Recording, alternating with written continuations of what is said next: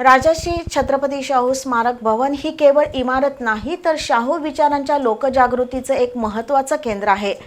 त्यामुळे या इमारतीचं लोकार्पण करताना आपल्याला विशेष आनंद होतोय, असं प्रतिपादन पालकमंत्री प्रकाश आंबेडकर यांनी केलं। नूतनीकरण केलेल्या शाहू स्मारक भवन इमारतीच्या उद्घाटन प्रसंगी ते बोलत होते। कोल्हापूरच्या सामाजिक, सांस्कृतिक आणि पुरोगामी विचारांचं प्रतीक म्हणून दसरा चौकातील श्री शाहू स्मारक भवनकडे पाहिलं जातं। जिल्हा प्रशासनाच्या वतीनं 7,49,00,000 रुपये खर्चून या इमारतीचं नूतनीकरण करण्यात आलंय। 400 आसन क्षमतेचं मुख्य सभागृह, 12 खोल्यांचं विश्रामगृह याचा त्यामध्ये समावेश आहे। शाहू जयंतीचं औचित्य साधून आज नूतनीकरण केलेल्या शाहू स्मारक भवनचं उद्घाटन पालकमंत्री प्रकाश आंबेडकर यांच्या हस्ते आणि खासदार शाहू महाराज यांच्या उपस्थितीत करण्यात आलं।